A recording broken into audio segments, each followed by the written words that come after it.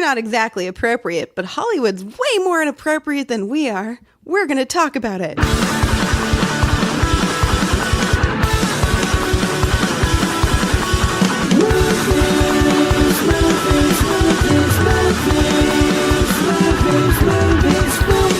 Welcome to the Film Threat Podcast. I am Chris Gore, joined as always by Anthony Ray Bench. How's it going, everybody? And our very special guest for this episode, actress, producer, director, Jessica Cameron. Welcome to the show, Jessica. Thank you guys so very much for having me on. I'm really excited to be here. Hi, Jessica. Hi. Well, I mean, you were actually just on our last episode, which are live from LA Podfest, which was cool, where we got to know you a little bit. But you know, I have to say, you've always been a hero of mine, just because. Here's why. I need to explain. Just to say, what I love about you is that you don't wait for anyone else to give you an opportunity. You know, and this is why I've always admired you, and we'll get into that on the show. Well, thank you for noticing. We can also make a correlation between that and our topic later on. Oh, that's true. Yes, we're going to be talking about what everyone's been talking about in Hollywood, but we've got some film reviews, and you're actually, Jessica, going to do a guest review for us on the show. I am, one that I'm really excited about. Okay, that's cool. So before we get into our topic and also interview you, Anthony, you've got a film to discuss. And yes, I do. Okay, is this the one that I think it is? Yeah, it's an Australian film. My favorite. Okay, all right. Because Anthony had a bad experience reviewing an Australian film. The director basically lashed out. He lashed out in a scathing letter, and I said, "Oh, we have another Australian film, Anthony. You have to review this. You could be the most hated man in Australia if you play your cards right." That's a goal I'm reaching for. I feel like until they start posting ways they're going to kill you with your actual home address, you're good. Yeah, so don't ever talk about your home address. No. Yeah, you're good. So this movie is called The Revenge of Willow, and it's an Australian film written, directed, and starring Nathan Hill. And the thing about this movie, I've literally had the hardest time writing my review for it, because I don't know if the filmmakers were serious.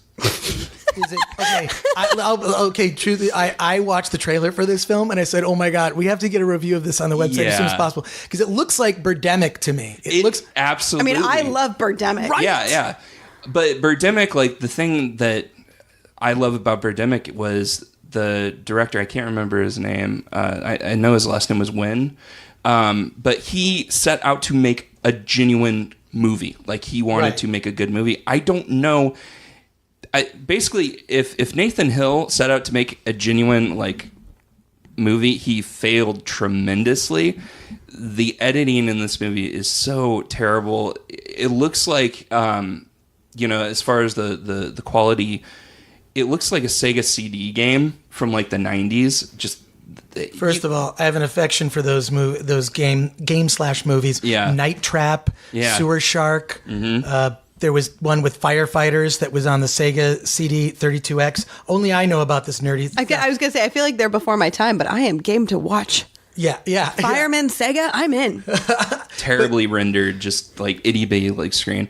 But I mean, it's kind of really weird that they would use such a shitty camera when, my iPhone produces better quality stuff. The sound effects are just really, really bad. Everything about terrible filmmaking is just encompassed in this movie. What's the story? The story of this movie is very cliched and played out. It's about... Come on. I want it to be so bad. I want it to be bad. Come on. You're only saying things that make me love it. I know. Yeah. I really want to watch it now. Yeah. Stop me if you've heard this.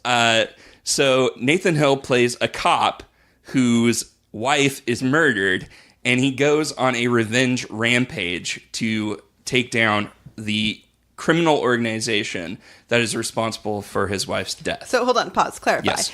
It's a low-budget revenge rampage with a low-budget criminal organization, correct? No, it's a no-budget. Oh. Yeah. Even better. I'm so wanting to see that. Oh, it has lots of stock footage. Wait a second. What's the name of this movie again? It's The Revenge of Gweilo, or Gweilo. Yeah. Well, how do you spell it? Gwelo.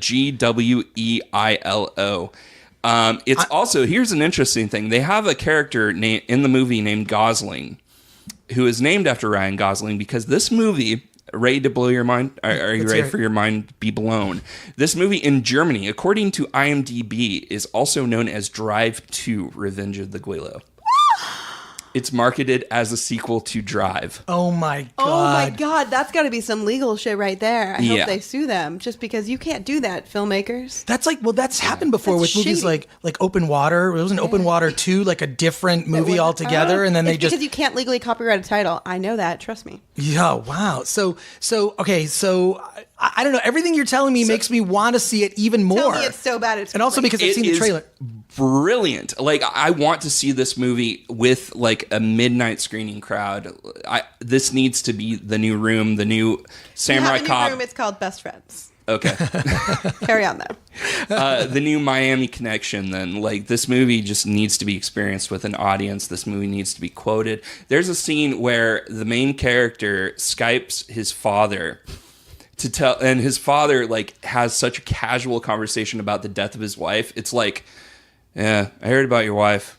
That sucks. So it's like reminiscence of Tommy Wiseau's cancer conversation with like the mom and the kid. Yeah. I'm really God. sick. No, you're not. I think I have cancer. Exactly, You're yeah. fine. Oh my God. Yeah, I want to Love it. believe that this filmmaker saw The Room and was just like, I can make a crappy movie too. But a part of me thinks that he actually is kind of one of those ego-driven people that thinks that he's, made it, and he's. But here's the thing: if he's a Tommy Wiseau, and let's hope he is, Yes. then he's going to continue to make movies like this because he doesn't know what he's doing wrong. I know. and that's a gift for all of us. But I feel bad. No, don't feel bad. Here's the thing. Honestly, I don't want to be mean. No, but there is no being mean so long as you're spending the money to watch it or promote it. All they care about, money at the end of the day for films, is what really matters. So as long as people are paying to see it, which The Room, by the way, Tommy Wiseau is like, it's the most successful movie ever because they can still pack a theater 14 years after. And he's not wrong in that assumption. A Brad Pitt movie 14 years later, you can't pack a theater. Yeah, that's very true. None of them. Tommy Wiseau's movies every week is playing somewhere, and it is a packed theater. Yeah, and people have fun with it. People will have fun with The Revenge of Willow. God, I hope he wasn't serious. Well, the thing is this, let's talk about that. Like a bad movie that like is entertaining. How do you rank? Because I've never liked ranking systems for films. Thumbs up, thumbs down. Yeah. 90% on Rotten Tomatoes. 5 stars. It's so arbitrary. I've never liked it at all. How do you rank a movie like that? Like how do you rank The Room? Then how do you rank this film? Like were you entertained? So that makes it a 9. I mean, or you watch Citizen Kane and that's sort of the consensus among high-minded critics. Citizen Kane is a movie that you have to like. Yeah. You don't have to like that movie. I mean, it's a historically significant film, and that's for another podcast. But then how do you rank a movie like this? Is it because there are movies that are just? I think the worst movie is a movie that does nothing. That's boring. Yeah. That's boring. Movie that is mediocre, that is just sort of sits there, that doesn't offend anybody. It's like milk toast. It doesn't taste like anything. It's awful. So how do you? What is? Because you haven't put the review on filmthreat.com yet. To peel back the curtain a bit, like we had a conversation where I was just like, I don't know how to review this film. I don't. It's incompetently made. It's astounding how bad this movie is made. I could pause you right there and say you might have been talking about the latest Transformers movie also. You know what I'm saying? But I would rather watch this movie than the Transformers movie. Right. That's what blows my mind. And I think entertainment trumps everything, honestly. Because at the end of the day, when I watch a movie, I want to be entertained. Good, bad, whatever. I just want to feel something. If you're making me laugh, whether that was your intention or not, I think that gets points. For me, The Room is a 10 out of 10. It's a 100 out of 10 in person at a screening. Every time. Oh, yeah. Epically. It's always like the best night of the month you're going to have is if you can go to a Room screening with Tommy. Do it. It'll change your life. It's amazing. It's also fun just to gather a bunch of buddies and just get drunk and laugh at it. I know, but then you have to clean up the spoons yourself, and it's spoons. That's true. And then nobody's there to like be really awkward about me because every time I see Tommy, he's like, "My new Lisa, my new Lisa." Really? Yeah. That's happened to you? Of course. Tommy loves curvy blondes. Not only did that happen to me, when I went to the 10th anniversary screening in Hollywood, everybody was dressed up. I was wearing a black skirt and a little pink top, so nothing like any character in the movie. And he saw me and he was like, "Minor Lisa," and started freaking out. And the boy that I was dating at the time thought this was the best idea ever. And then he called up all the people that had come dressed in costumes, because people had like planned costumes to come. And he called everybody up and he starts yelling at the audience. He's like, "Where's Minor Lisa? Minor Lisa?" And I'm like ducking down and he's pointing at me. And then Tommy sees me and they're like, "Get up," and everyone cheers. So I actually went up there and Tommy like held me hostage for an hour. There's tons of photos and videos. And like next to him, he had his arms around me. He would not let me go. And for like an hour, he's basically just talking to me. And he kept on giving awards for like, "And the best costume for Mark goes to," he'd get distracted. He's like, "Minor Lisa." And he'd hand me like another signed ball. So I had like 3 signed basketballs and everybody else on stage hated me. I have Tommy Wiseau underwear and a basketball that I bought at like WonderCon or something. Yeah, I have a signed copy of The Room Blu-ray, but he signed the outside, so it's like smudged off. And I was like, you fucking asshole. Yeah. It's okay. It's $10 to get a new one when you see it. Go get another. Yeah, do it. Yeah. I will say that like his merch is so reasonable. Just totally. He's underselling it. It's so cheap, Yeah. and the underwear I hate. Says No, I think he's really a marketing good. genius because he knows like then that way every single person buys it and every person buys it every time they go. And keep in mind he's packing like 600 seat theaters, so the man is like, fuck money. Like I don't even need money at this point. But this film could be like when I saw the trailer, my mind was blown. It was like the acting was so cheesy, but I feel like you couldn't wait to torture me with it. I could not wait to like, Fuck Anthony, you. It's another Australian film. This is for you. And I mean, I don't know. It doesn't feel like an Australian film in that sense. I mean, it looks like it could have been shot anywhere. But Well, there's definitely accents involved, but other than that, I mean, Are they inconsistent? Because I love me an inconsistent accent. yeah. I think the dude has a thing for Asian girls because that's the entire cast, like just really? Asian women. But Yeah. isn't it like a chop sake thing a little bit? Like it's like he wanted to make a certain kind of movie and then failed just didn't have the miserably? money. Yeah, he just didn't have the. It's one of those things where it's like, and this is actually entertaining, is when an indie filmmaker tries to make a movie they're completely incapable of making, like a period drama or like alien invasion, like something where it's like there's no way that budget wise you can really make it work unless you make it an internal drama all set in one location. But it's basically like a drama scene and then a badly choreographed fight scene and then another drama scene, like repeat. That's what the movie is. Well, sign me up. But what are you gonna? So what's your rating? Oh God, probably based on entertainment alone, a 8 out of 10. It's a strong. Oh my God. Okay. It's a strong movie. Is good. I want to do an I entire love it. podcast focused on this movie, Chris. You really? Please promise me. Okay, we'll do.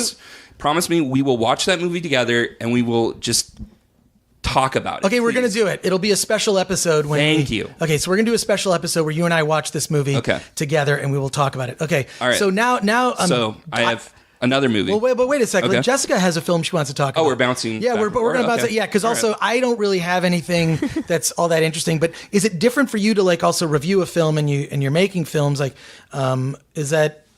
I think I do definitely have a tendency to be a little bit more lenient on filmmakers because I come from a place of understanding what they were probably going through. Right. So I try to sort of keep that aside and just put my fan hat on and be like, as a viewer, here's what I thought. But it's hard to differentiate the two because I do look at I can see where that would be difficult to shoot, or I can understand the, anytime you work with A-listers actors, which, spoiler alert, the movie I'm going to discuss has A-lister actors in it, they can be temperamental. So they're not exactly the easiest to work with. But that brings me into my review of The Snowman. If you guys have not heard about this, it is a book-to-film adaptation done by the formerly very talented director Thomas Alfredson. He had done Let the Right Ones In and Tinker Tailor Soldier Spy. If you are a fan of those two films, and I do not recommend you watch this movie in any capacity. You will not see that filmmaker here at all.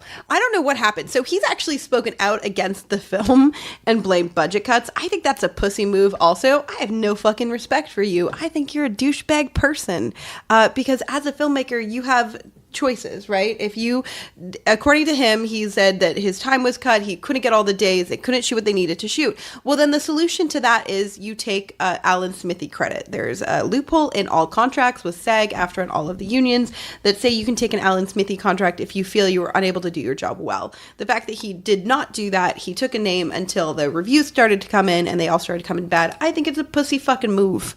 And I think if you really cared, if you really felt that you were so underserved as a director, it was impossible to make this film properly, you would have taken an Alan Smithy credit like everybody else who did that before you. But let's talk about the movie itself. A bunch of random stuff happens. What's the story of it? It's loosely, visually it looks interesting. It does look interesting, and I love the concept. I absolutely I love all the marketing, by the way. I think they're doing marketing department. Fucking, you're doing a bang up job. All those super creepy childlike written notes about you could have saved her. I gave you all the clues. There's no clues at all ever anywhere in the movie. There is no toying, that whole concept of a killer toying with it does not happen in this film. Go see, Kiss the Girls Goodnight or whatever that movie was with Morgan Freeman if you're looking for that Kiss type Girls. of thing. Kiss the Girls. Yeah. It does not happen I love here. that movie. Right? So Michael Fassbender plays a lead, Harry Holt. He's a detective. He starts to get this. What's his name? Harry Hole. Right? Harry Hole. He gets one note. Wait a second. The character's name is Harry Hole? Yeah. And That's a real let's even back this fuck up. Okay, so we open up on a very weird scene about a young boy living in the middle of nowhere. We don't know who this boy is. We don't know his name. Some strange man comes over with food, sits down. He has a lesson plan. The mother is abused. Then she has to have sex with this man. The boy witnesses this. The man leaves in a huff. And then the woman chases after them, decides to go off the rails of the actual road, goes onto an ice-covered pond of some type, and the car starts to sink. The boy gets out, and the mother dies. It's a very moment. We don't know who this boy is. We assume he's a Snowman killer, but you don't really know. And then we cut to Harry Hole, who's this detective who's an alcoholic. He starts getting these letters, or he gets a letter. That's it. There's one. Spoiler, there's only one letter from a snowman that's kind of creepy. It doesn't say anything about you could have saved her. I gave you all the How clues, did the the snowman marketing. hold the pen? I know, right? Did you say you got a letter from a snowman? You got a letter signed a snowman. It's just signed snowman. Just signed So snowman. it could be someone who's actually not a snowman. Correct, it could be, and I think it is. Was it that snowman's birthday? I wish it was. It would make it for a more interesting film. Yeah. But So then we start seeing flashbacks with Val Kilmer. If you haven't seen Val Kilmer lately, let's just say his best years are a long, long time ago. Is he fat again? No, he's thin, but it's weird. It's weird. He doesn't look like Val Kilmer. For half of the movie, I was like, is that Val Kilmer? I'm pretty sure that's got to be Val Kilmer. And he honestly doesn't seem to care about the role or the character. It's real weird. He kind of has an accent, but not really. The film's also set in Oslo, Norway, but then it looks very American. It feels American at moments. So it's very peculiar. And it's got these American actors in it, but it's not. They're in Norway. So then at one point, there's a murder set up. Somebody is found with their head on a snowman. And that, I guess, is the tie to this. And then it kind of gradually, there's oh my God, this is a guy who did it. But there's no setup. There's no character development. There's not really any intense moments. It's like somebody took a couple scenes from what should be a good movie in the beginning and a couple scenes from the end and then was like, we don't really need a middle. And just did that. The acting overall is inconsistent on top of that. The female lead who plays Harry Hole's ex-girlfriend of a child that's not his, but then he kind of acts like a father, is arguably the female lead. She's very odd to me. She does not have a screen presence. And I did not buy the acting nor the direction, and the story was incredibly weak at best.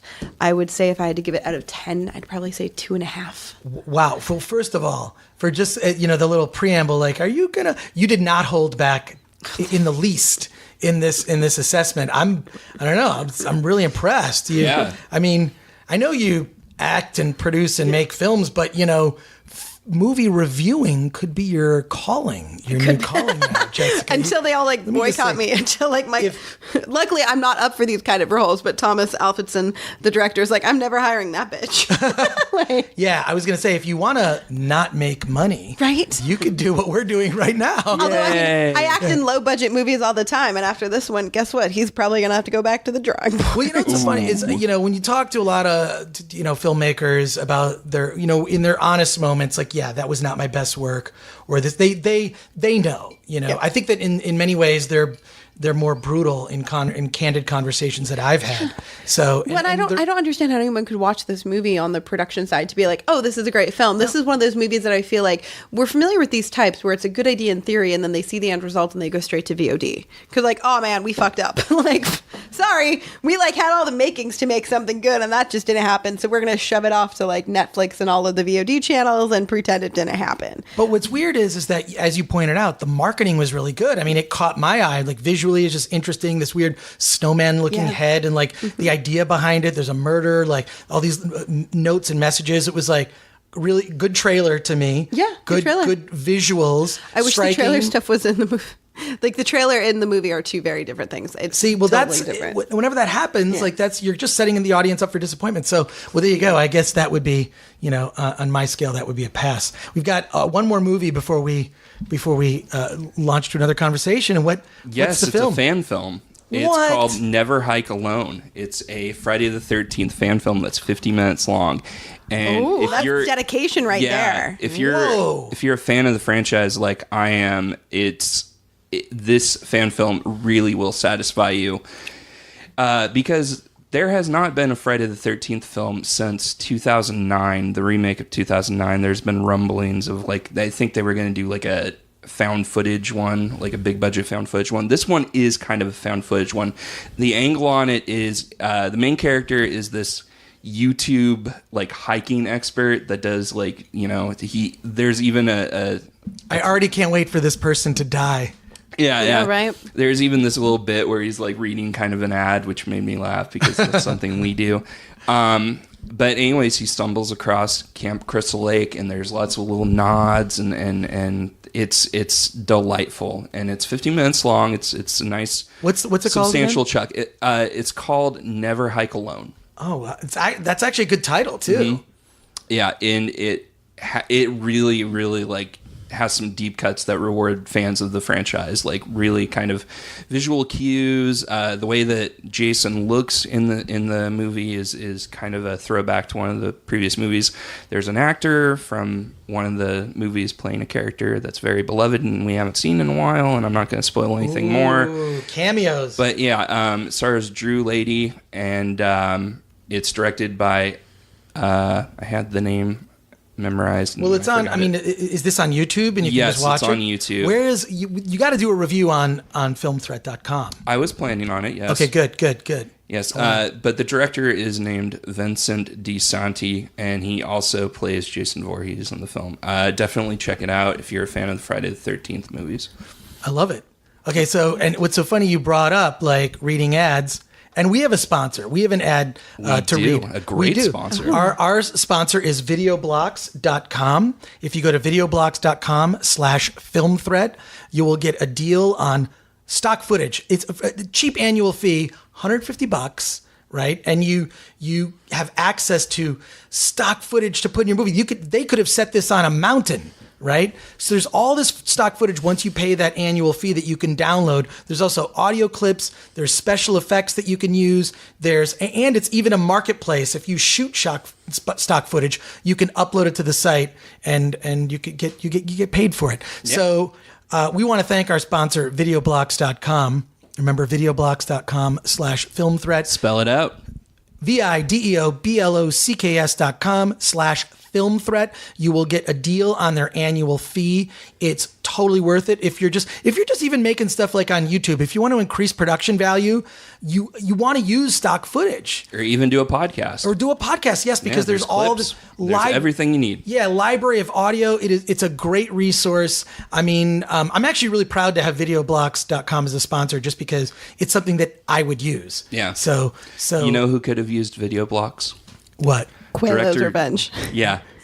Director Nathan Hill. Right, exactly. I was just thinking that. Gweilo. Yeah. I was just thinking that. Like some of these low budget, really could have used some of these low budget movies could really be improved by just simple, like it's a plane and it's simple stuff that just conveys a certain story point where it adds production value. So videoblocks.com/filmthreat, and we thank them for sponsoring Film Threat and helping us out and go sign up for their annual fee. All right. Jessica, I'm so happy you're here. Thank you. I'm honored to be here. Yeah, no, I'm pumped that you're here because we got to know you a little bit last, on the last episode of the podcast when you joined. Gosh, I think we had 45 guests on the show. It was I did not. Just a little debrief on the LA Los Angeles Podcast Festival. I booked too many guests because I'm thinking everybody's going to bail, right?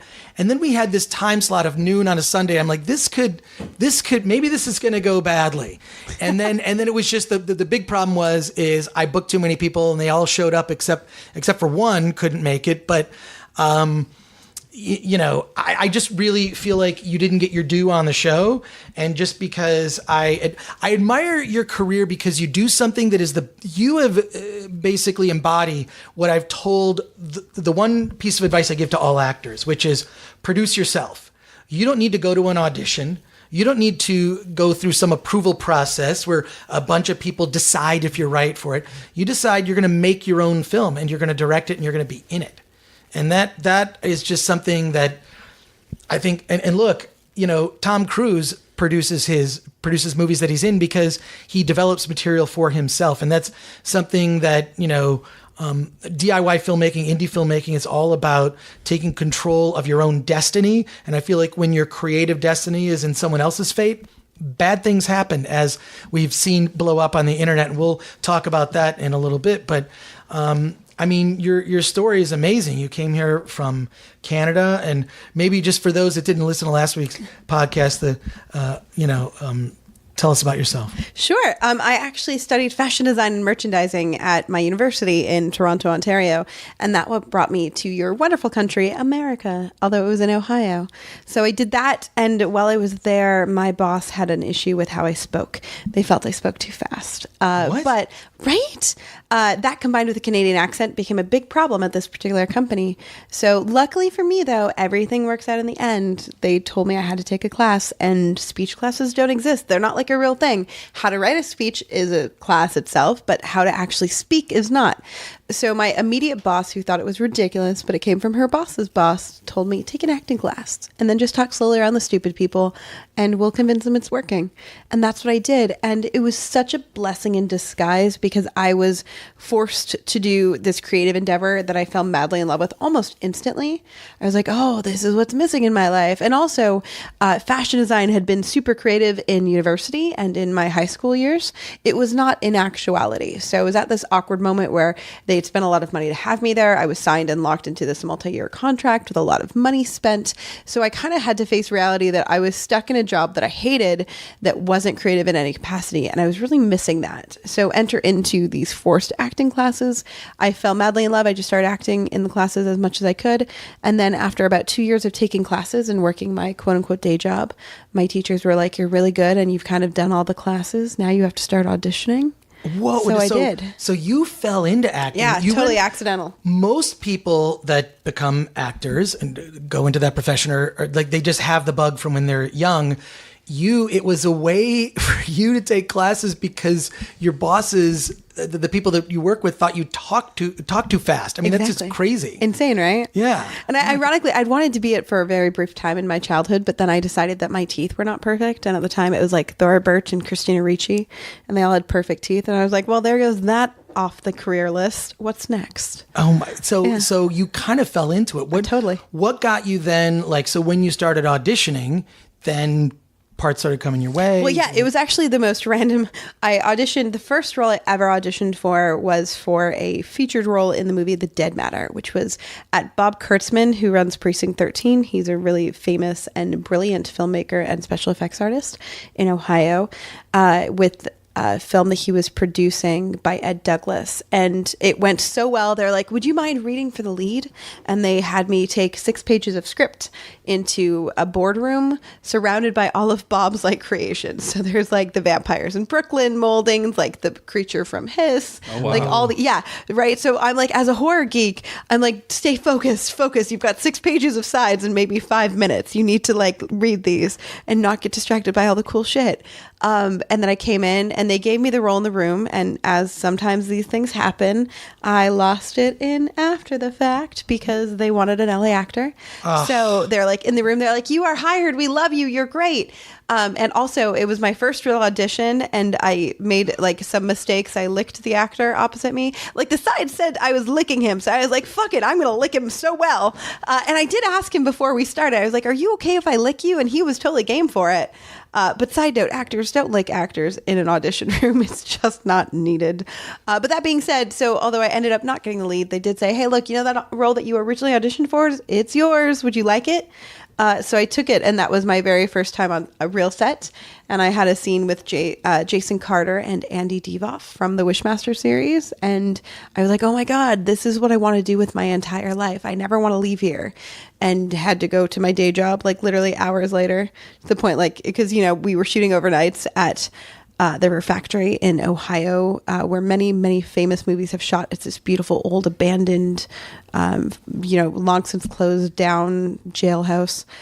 So I drove to my work at the time and slept in my car for 3 hours and realized whatever high I'm on from this is what I'm supposed to do with my life. And then I focused on just making that my job and decided very analytically, I was like, okay, I need to save this much money. I need to have a fully functioning website. I need to have a reel. I need to have at least 15 feature length credits, all of which are going to be distributed before I can leave my day job. What? So then you set about parts. Then I just tried to get through it as quick as possible. Luckily for me, my job gave me a lot of time off. I had 3 or 4 weeks paid vacation. I had a week paid sick leave. And then everything I did was always around like my acting stuff. So I didn't have a day off. I didn't have a weekend off. It was if I was taking a day off, it was for acting. Or if I got sick at work, quote unquote, and had to leave early, it's because I had an audition. Well, so you were, okay, this, another thing that I think is great, you knew exactly what you wanted. You knew it wasn't like, hope I get cast in something. I'll go to lots of auditions. It's, I'm going to save this much money. I'm going to have 15 parts and features that get distributed, not like indie movies that don't go anywhere or movies that don't come out. Like you were calculated in a positive way toward a specific goal. So you'd be able to do, I mean, how did you end up lining up all those parts? I just hustled. I started realizing the more I reached out to people, keep in mind, this is going back to 2007 and 2008, right? So this is kind of like the start of social media, at least for my world. And a lot of people didn't understand it at the time. And I still think a lot of people in the entertainment industry, unfortunately, don't. It's such a huge asset and resource, I find, for myself and everybody in the industry. So I started really networking with people and making myself incredibly available and then building a brand, in short. So people were like, oh yeah, her. And also, like in Ohio, the benefit when you show up for an audition and you have your lines memorized, you're already at the top of the pile. Realistically. Already because you show up as a professional. Exactly. Yeah. And we have a lot of actors in Ohio. I think the agency I was with had 3,200 actors wrapped or something ridiculous like that. Wow. Yeah, but they were mostly commercial. So people that were theatrically trained, like all of my training had been all like in the narrative format, which made me different than the rest. So side note, I also unfortunately suck at commercials. They're just not my thing. I can't really sell a product analytically to you, but I can make you feel something. So I figured out like this is where I excel, this is my field, and then I just tried to dominate everything and really show up to every single audition more than prepared than everybody else in the room, and then be exactly what they were looking for. And then as I was doing that, I was building my brand and my social media reach. So then not only do you have this woman that shows up and she's better prepared than the others and she looks like the type that you want, but then, oh, by the way, she brings this fan base. Right. And in Ohio at the time, nobody was doing that. And even now, like in LA, not enough people do it, in my humble opinion. And when you need your fan base, it's too late to build it. It's not something that can happen overnight. You really have to start from the ground up. So I started doing that. I got an agency. I was keeping in weekly touch. Every week I'd call them and be like, what do you have for me this week? I really want to get out there. Anytime people are like, we want you to audition, 9 a.m. on a Saturday, done. Consider it. I'm there.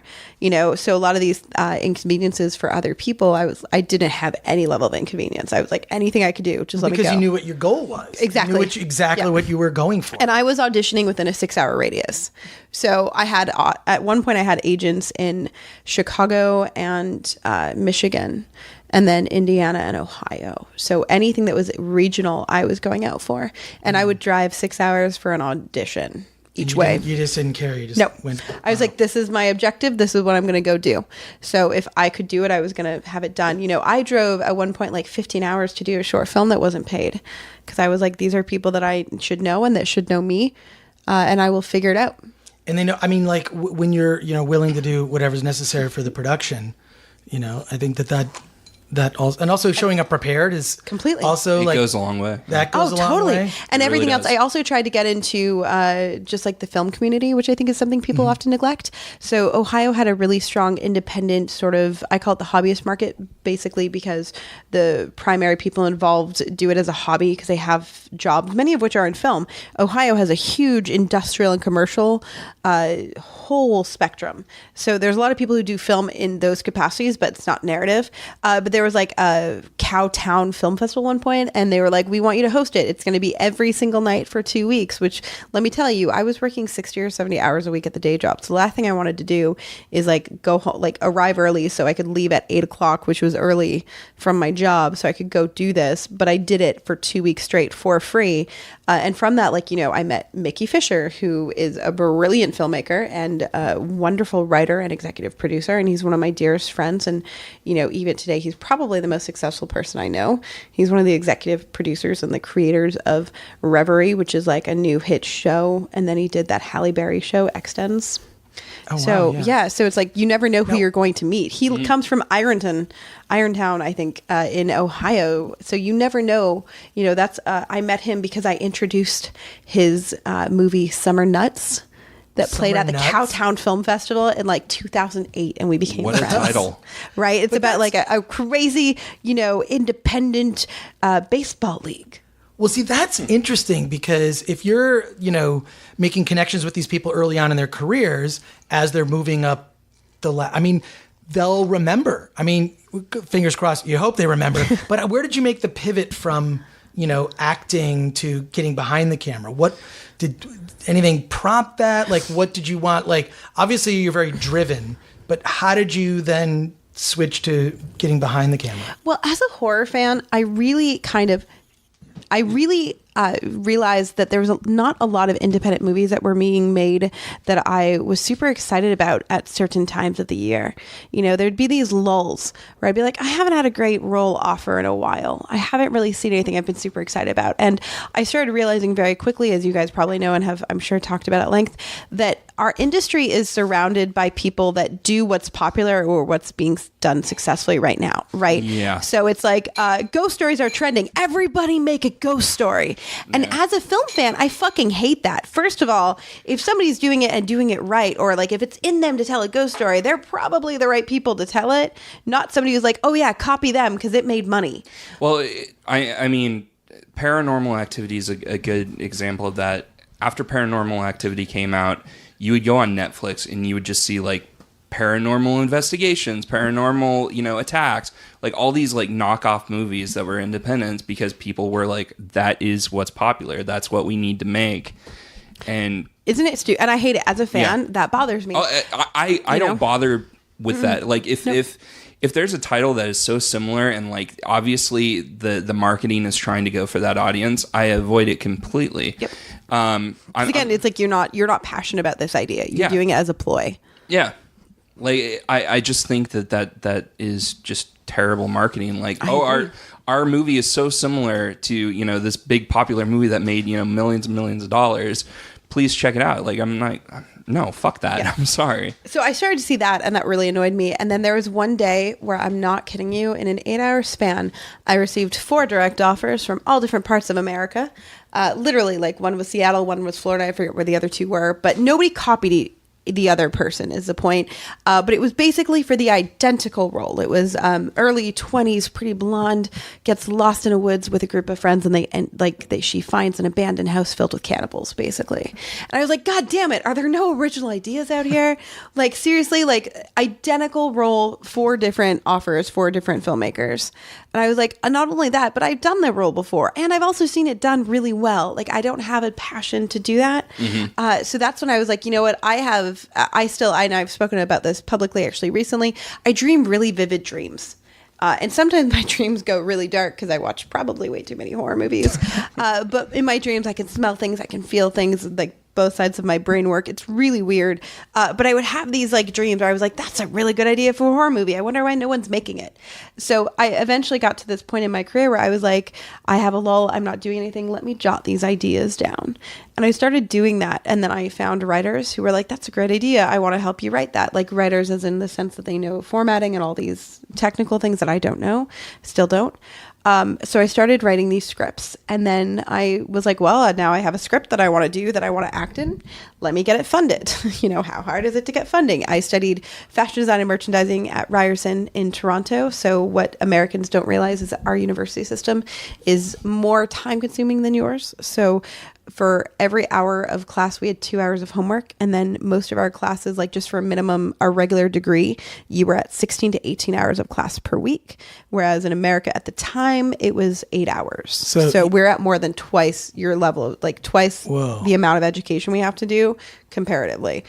So what does this mean? This meant that I had to basically, if I was in America doing the exact same program, I would have gotten an official secondary degree in business, because I'd take so many business classes. Or you could have gotten 7 American degrees. Right? Right, yeah, exactly. The good times. So I took all these business nothing classes. right now. Right. But not at all. Yeah. But I knew how to make a business plan. So I was like, fuck it, I'm going to write a business plan. So right? because money is always a stumbling block for filmmakers. So how do you get past that, and how do you raise money? So I made a business plan. I was like, damn, this is a good business plan, if I do say so myself, for like my first script ever, which I wrote, called Truth or Dare, which I co-wrote, called Truth or Dare.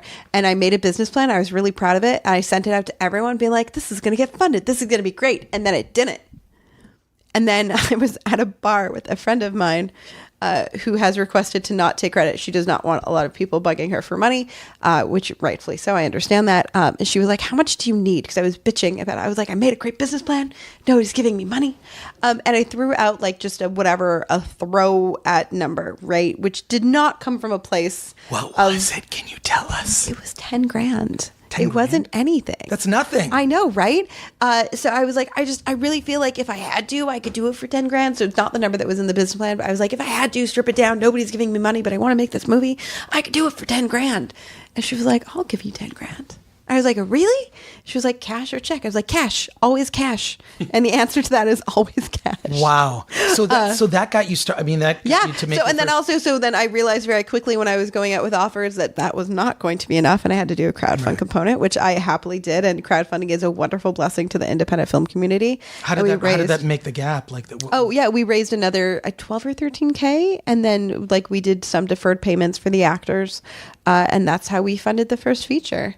With that, and being really clever. So I brokered a deal to rent a house that we could shoot in that was exactly what I needed for the script in Salton Sea, which is 2.5 hours from here. So the difference between shooting here and in Salton Sea meant that the house for 2 weeks was $700 versus renting a house here that would have met the requirements, because it had to be a nicer house with a giant garage that we could film in with nobody caring, would have been literally 10 times that. So rather than spending $7,000, we spent $700. And then also, because we're in Salton Sea, we had a couple scenes that were outside where, guess what? The town's abandoned. We could just shoot outside because there's nobody that cares. And it was a 2.5 hour ride. So much cheaper to pay for your cast and crew's gas to drive 2.5 hours than it was to put them in LA. The other thing is you're having people stay at this house, and then on top of that, there's nothing there. So your cast and crew, they can't leave to go to a bar or something else and get into trouble. They're kind of stuck, which is also a really wonderful thing when you're shooting. We shot 9 days over 11. So we had 2 days off in between that 11 days. Well, as I look at your credits on IMDb, I don't know if you have so many movies. There's pre-production, in production. There's just as long a list of movies going back to 2009 that are. It's which movie am I going to ask you about? You know what I mean? There's so many. So I guess I should ask you what film are you most proud of? What film are you most proud of in terms of your performance, the acting? What are you most proud of in terms of filmmaker? It's so funny. Is that a fair question? Totally. And as an actor, it's sad because the films that you're often most excited about don't ever get released. Oh, for years and years. Well, now you can let people know. Because they can look you up. There's a film that just started playing in the festival circuit. It opened its festival premiere at Sitges, called American Guinea Pig: Song of Solomon. And in this guinea pig movie, which if you're not familiar, the guinea pig series are extreme graphic vicious horrors. Yeah, I'm well familiar. Okay. So, yeah. So there's like a movie, it's an exorcism movie, and it's literally just me. And if you look up images, most people don't even recognize me at all. People who have seen the movie and then hung out with me will be like 2 weeks later, be like, oh my gosh, I didn't realize that was you. Because I look so different. So this whole movie, unlike most exorcism movies where the last 15 minutes is the exorcism, this movie is just like a series of 3 exorcism attempts. And it's so brilliantly fucked up. I like how you said attempts. That was a nice keyword you dropped there. And it was my most challenging role as an actress by far, not only because of the physicality, because my entire body was fully cast and there was multiple molds. I don't want to give too much away, but there was a bed that was rigged. So like at one point it was like my one real arm and my other parts of my bodies were underneath, and then one leg and one arm is right. I can see where this is going. Yeah. I can see where it's going. It's really vicious. It's great though. And then I had to learn Latin, which I suck at languages, so that was a challenge. I had to quote the Bible like religiously, repeatedly. It was really, really fun. And I totally like creeped out the cast and crew. And also Song of Solomon is an actual song. It's supposed to like unleash some great demons and such. So it is originally written as a song, and you can actually find the lyrics, but you can never find, and I looked in depth, including in all of the dark internet places that I go to for all my horrible stuff that should not be allowed to be public. I can find pretty much anything, like right down to like horrible things. I've never had difficulty finding anything, except the one thing I could not find is how the song or the melody went. So we had to create that. And the theory is that it, calls open a demon. So you don't do that. Like that's like, hell no, don't do that. And when I came up and I told the director, Stephen Byer, I was like, I have an idea, but I kind of don't want to share it with you. I have 2 backup that I can do if you don't like it, but I'm really feeling this one way. And he was like, yeah, let's do it. And then when it was done, like nobody could talk. And they're all like, oh my fucking God. And I was like, okay, that's it, right? Yeah, that's it. I'm still me. It's still good. Well, so what then in getting behind the camera in your own work, like how did that change like your perspective on things? I mean, you're obviously very business minded in terms of your approach to acting, but when it came to like making films, like how did that shift your thinking? You know what? It's really, I just learned little technical things. So for example, on Solomon, I learned you should never have an actor having full scleras contact lenses the day after you've done woodwork in the room, because little pieces of sawdust stay in the air and it's very uncomfortable. So it's more like little things like that, and trying to be more understanding. Like it's really quite uncomfortable as an actor to be like on a wooden plank pretending to be a bed for 16 hours. Like it's easy to forget about that being an issue, but it's really quite difficult. Well, it's like Ryan Reynolds in that movie where they bury him. Yes. Although, I mean, I'd be buried with Ryan Reynolds in a heartbeat. So just in looking at your wealth of credits, including, I mean, just, the few films you've talked about on the podcast, things have blown up because of Harvey Weinstein. I mean, I think things were kind of brewing for a while, and and just to be clear, in my, when Film Threat was a print magazine in like the 90s, we had a column called Tales from the Casting Couch, where each column we had an actress come on and talk about some experience that she had. I mean, me moving from Michigan to Los Angeles was like all these weird cliches and stereotypes. Some of them are true. And the thing that I'd heard over and over again from friends that I made at the time was that it was a real thing. And, the drag about the column, because I think it lasted just over a year.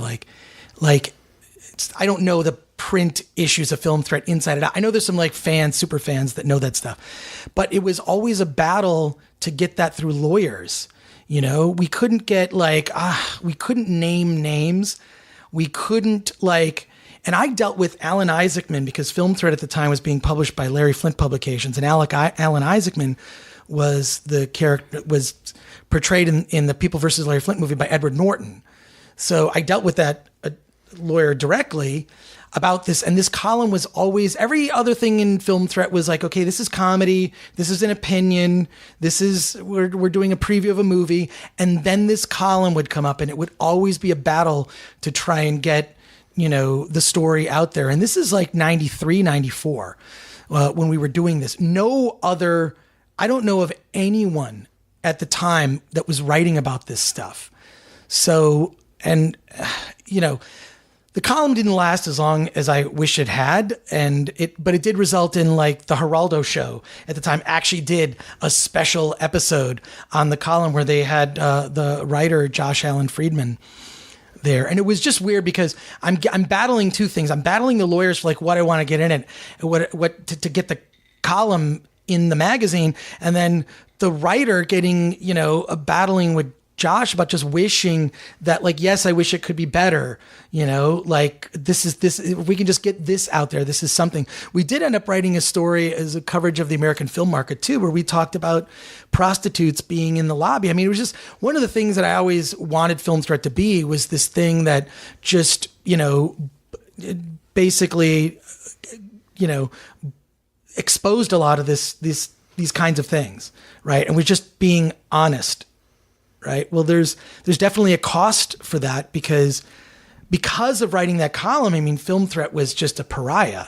I mean, we couldn't get publicists to work with us. I mean, we were being published by Larry Flint at the time, and that didn't help us. But then just the fact that we would write about stuff and be honest, we weren't making deals with the publicist to get Tom Hanks on the cover and give flowery coverage to something. We were trying to, approach things in a comedic way, which is always my downfall. More about that later. But, so this is something that like when it comes to financing and when it comes to there are things that like little causes that I've taken on. This was like, that was one where just like having lost so badly, just trying to do that column. It was, I'm proud of what we did early on, but no one was doing that. And it cost me in a lot of ways, but nothing compared to the experiences that the women and the men whose stories that we heard. And I actually don't want to say who the actress was, but a prominent actress at the time who was on a TV show that was on the air talked about being raped. And I'm not going to say who it is because it's different now. If that person wants to speak out, it's up to them. It's in a print edition of the magazine, which you can look up yourself. I'm not going to say it on the podcast. But Harvey Weinstein, and there were some rumblings before, but I do think the election of Trump, I think, has upset a lot of people. I think that like there have been a lot of situations in the past, Clarence Thomas, other things where, I feel, women's voices, it's time that they're heard. And it's funny that I say this in a long-winded, because I've been talking for 30 minutes straight, but no, I don't think we, I can't be while I can have empathy with a character in a movie, I can have empathy with a person. There's nothing that compares to what that person went through, no matter how much that experience is told to me. It's nothing compared to the stories that have come out. And I don't know if you care to talk about anything, any situation that you've been in. Absolutely. Well, and I think you hit the nail on the head. I think, first of all, Film Threat was way ahead of its time. And thank goodness it was, because it opened up the lines of communication. So even though it cost you dearly, I do think it's paved the way and sort of set the stage for where we are now. I don't know if it paved the way. It made it so I don't think I did. Somebody has to break that mold. Well, I think I did it at the time and no one else. I thought, well, someone's going to copy me, like who has better journalistic resources. I didn't have. Take the damn credit, Chris. I'm not taking any credit. I'm serious. My thought was like, okay, someone else is going to be able to do this who has a legal department that will, be willing to take a risk. Someone will, this is a real thing. I thought it was. And then nobody did. Nobody did, but that's fine. That's, what can I do? You did what you could do. You spoke about it when you could, when you were able to. You did shine a light. And that's where you deserve some credit. And that's what all you can do.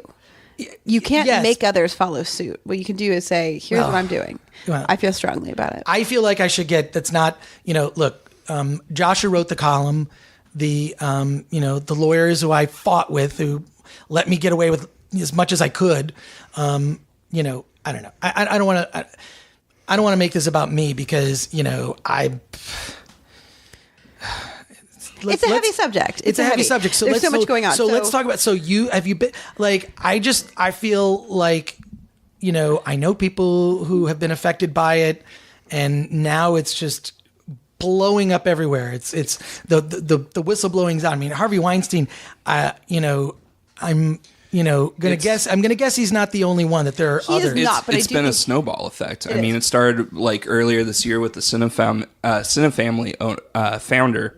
I mean, this was bad. But let's take a moment to assess that situation too, because I do think that there are some men that are being brought into this whole fire that should not be. I think that we do need to clarify. I've think been there brought should in the be- fire, and I want to talk about that in a bit. Let's clarify. I think first of all, like again, there are people that make jokes or people that might make poorly timed comments. If they didn't rape you, they're not part of the problem. Or again, Wait a second, force are you themselves talking or about hurt me? you. I'm not talking about 'Cause you. that- I'll get that in a second. Yeah. Or there's like people that have maybe grabbed a tush 17 years ago. Am I saying that they were appropriate to grab a girl's bum 17 years ago when they were talking at a bar? No, I'm not saying that. I'm simply saying the gravity to that action is very different than Harvey Weinstein or any of the other men who try to force sex on women in exchange for roles or a job. Well, I think there's yeah. a very big difference. So I do think it's important to clarify because I do see, we go back to,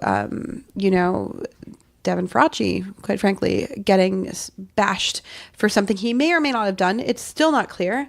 17 years ago at a party, I don't know about you, I grew up in Canada. I have grabbed a few butts in my day, and I've kissed a few people that did not request me to kiss them. And they could come up now and say that I sexually harassed them, and I would say they gave me no indication at the time. Yeah. And I would apologize profusely. Do I think that my actions 17 years ago should result in me losing a job today? Absolutely not. So I do think we need to see all of these things with an open mind, not condoning again. Admittedly, like I go back to when I visited Paris once and I was dared by a group of women to run up and French kiss a man who was guarding the Eiffel Tower. And I did so without question. And it was a great fucking kiss. If he wasn't down for it, he totally could have pushed away, said something. He didn't. However, did I ask his permission? No. Did I assume he'd be okay with it? Yes. Was that right? Absolutely not. It was not. I'm not saying my actions are right. I'm simply saying it's not fair to ruin a person's life over something they did a long time ago if the actions were not properly expressed necessarily at the time. And I think this whole like lynch mob mentality that we've become. Oh, it's like become like a digital lynch It has. mob. Yeah. And I'm so glad like that one woman, even like Ben Affleck. I'm not the biggest Ben Affleck fan. Let's just keep that clear. I don't really like everything he's done. I don't like what he stands for. Batman, though. Right. That's debatable. Agreed. Well, okay. Well, that's for another podcast. not Michael debatable Keaton in for this life. But that being said, I'm glad that like the woman who was on his lap giggling spoke out because again, it's that lynch mob mentality. Yeah. That was like he acted. No, look at her. Look at her. Does she seem to mind? She is accepting that. If a woman wants to accept a man being sexually provocative, that is her fucking choice. That's not for us to judge. Well, it's interesting because my first professional job in Hollywood was, and I should also note that I feel like this is like a weird thing. I was raised by women. I was raised by very strong women. I was too, single mother. My single mother here. My my parents got divorced when I was 9. Single mother, had to go out now and work. And so a latchkey kid. Also had 3 sisters. I have one of each kind of sister. I have a sister, a half sister, and a stepsister. And my grandmother, my grandmother really stepped up when my mom had to work. So I feel I've been fortunate, and my aunts. I have amazing aunts that I love them. So I just was raised by very strong women who just left their mark in all sorts of positive ways. I think that's why also I don't really like, because there is a weird thing when you're around a bunch of guys and it's sort of like that guy, you're a bunch of guys and you could be in Vegas or you could be like at a trade show, whatever. There's this unspoken, like, you think like I do. Let's do a thing, or they'll make a comment. They'll make a two comment. ways. Like women, we do the same thing. But Completely. They think that I'm down with it. I'm not. But my first professional job was working for Larry Flint Publications, and I wrote comedy for Hustler. I wrote like really bad, like cheesy jokes that were awful. But in all the places that I have worked since, all the different workplaces and work environments, whether it's production in TV or film or working in an office, because I've had a few normal jobs here and there. The least sexualized was working for Larry Flint, because they were so squeaky clean when it came to the way women were treated, the protocols, the respect. Doesn't mean that things didn't happen, but there was training about these are the do's and don'ts. You do absolutely. There's a zero tolerance for harassment, and it was a workplace where, frankly, the women were in control. In fact, It was Althea Flint, ran the company, after Larry got shot. And then after she passed away, there were a lot of women in powerful positions at that company, having worked there in the early 90s. So, it's funny you mention that, though, because I waitressed at a strip club through college. That's how I paid my bills, because I paid all of my own tuition. I waitressed. I would tell you if I did more. I have no problem with the girls who did do more. That being said, as a waitress there, let me just assure you, I have never been treated with the level of respect that I was treated with back then from men.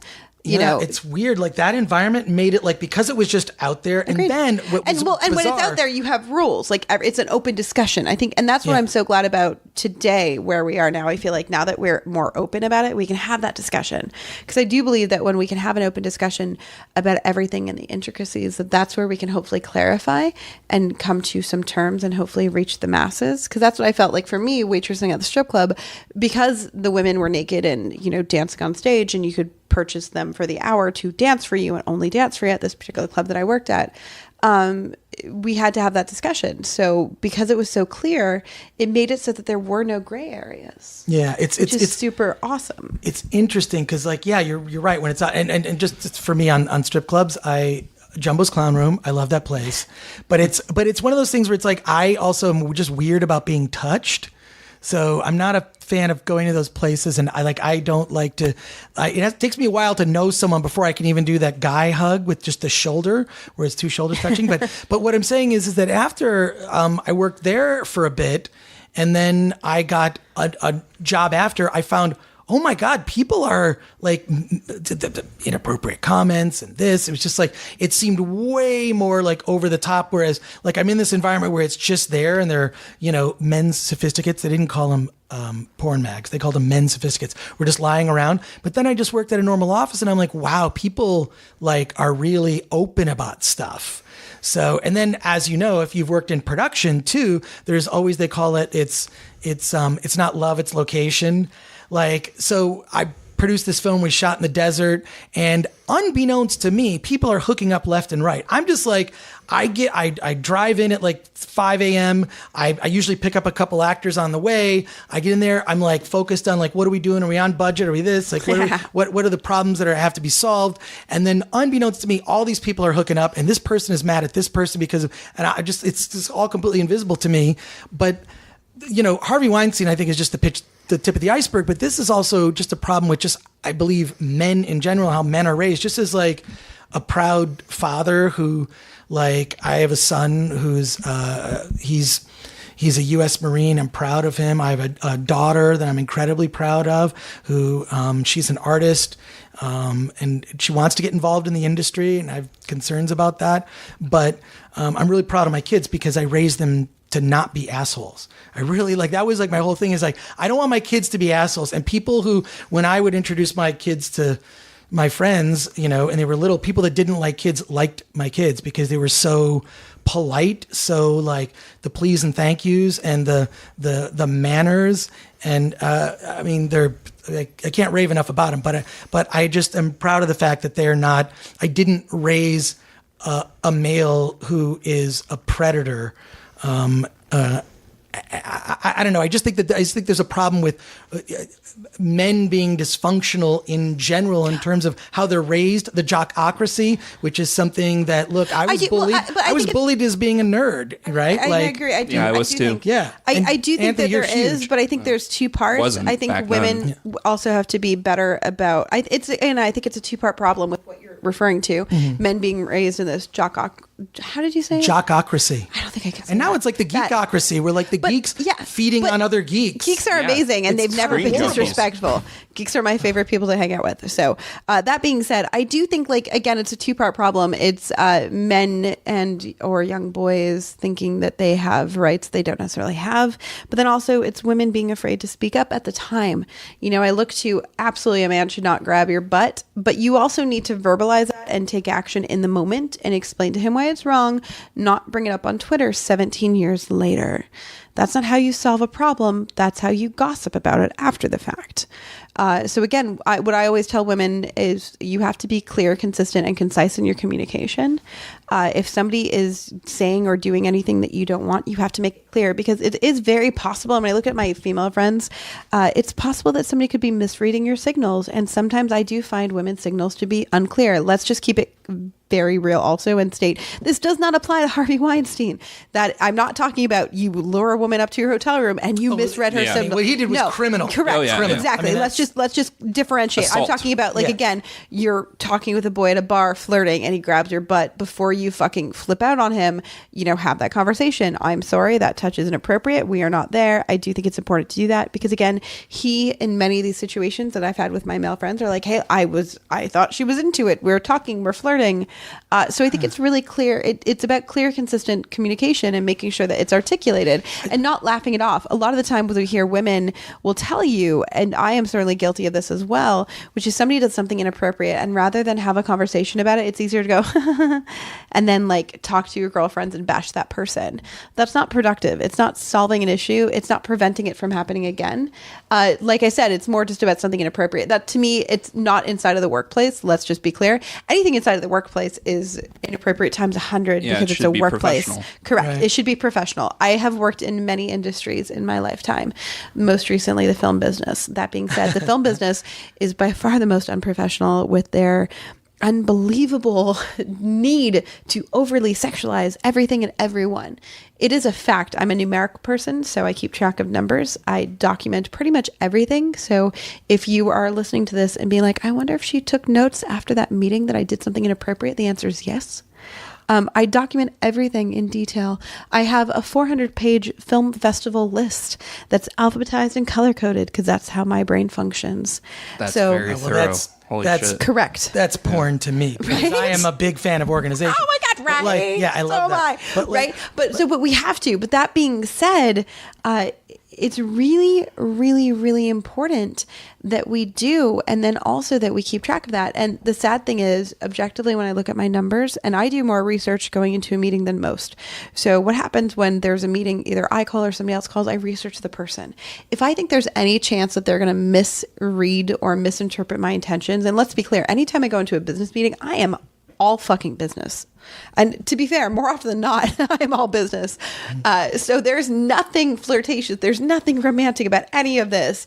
If I think that there's any chance, based on their history or me checking their references, that they will misconstrue this, I discuss it prior. Be like, just to be clear, I'm coming in. That's the only time a meeting takes place in my world. And that being said, 20 to 25% of all meetings that I actually attend end in a sexual request or something inappropriate.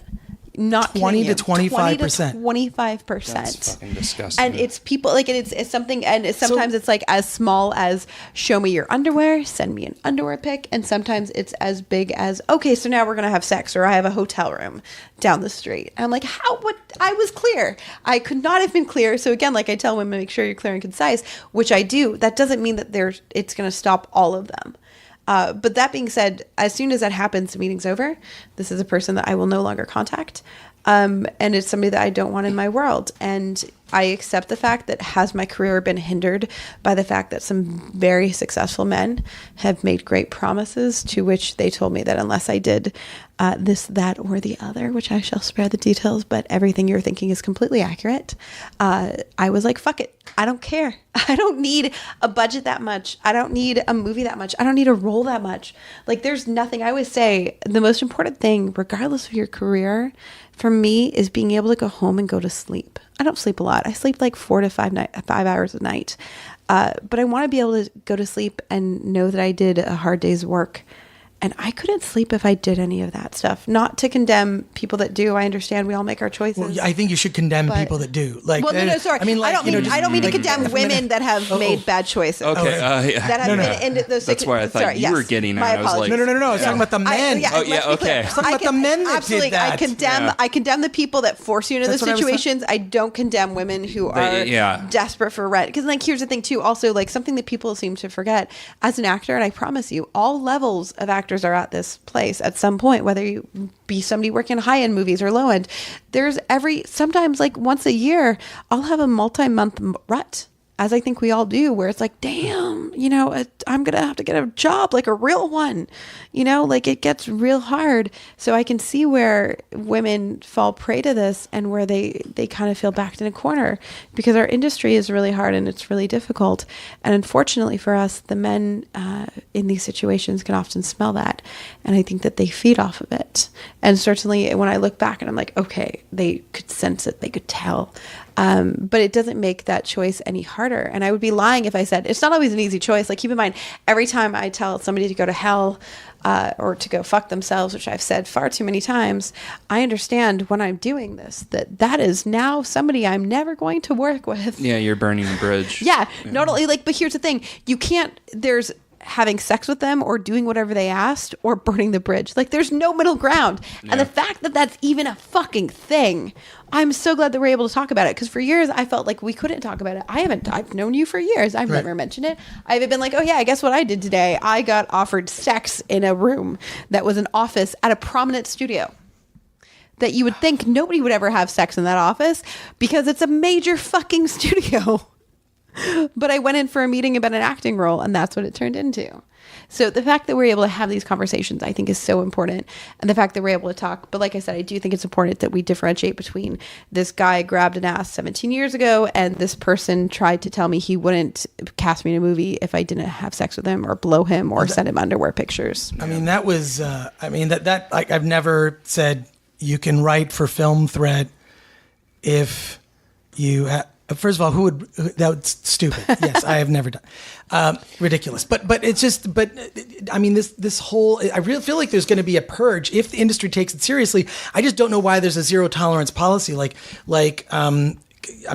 couple of things. One, I do think that I'm a people person. Yes. And sometimes I have been caught in that situation where a girl thinks I'm flirting with her when I'm just being friendly and nice. Yep. And here's what makes me sad. I understand because here's the problem. Because a lot of men don't actually talk to a woman as a person. Talks to her as like, this is the goal to have a thing happen. So I've been fortunate where I've had a lot of female friends in my life. And I have an ex-girlfriend that I am currently friends with. I mean, we went out in like 2008, 2009, around there. Like it was, and we're still friends. Like we had a cooling off period where we did, and now we're friends. But what's interesting is she told me when we first started dating that she said she evaluated future prospects for a boyfriend based on, does that guy have female friends?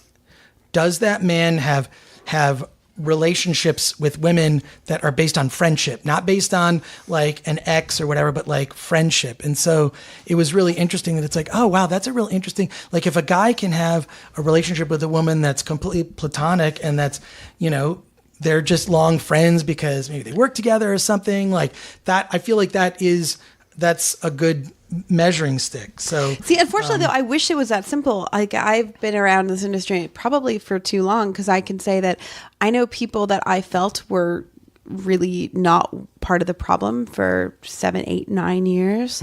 And then they'll say something so casually offhand where I'm like, what, Really? wait, oh my gosh. I dated a man for a couple months and we remained friends for years later.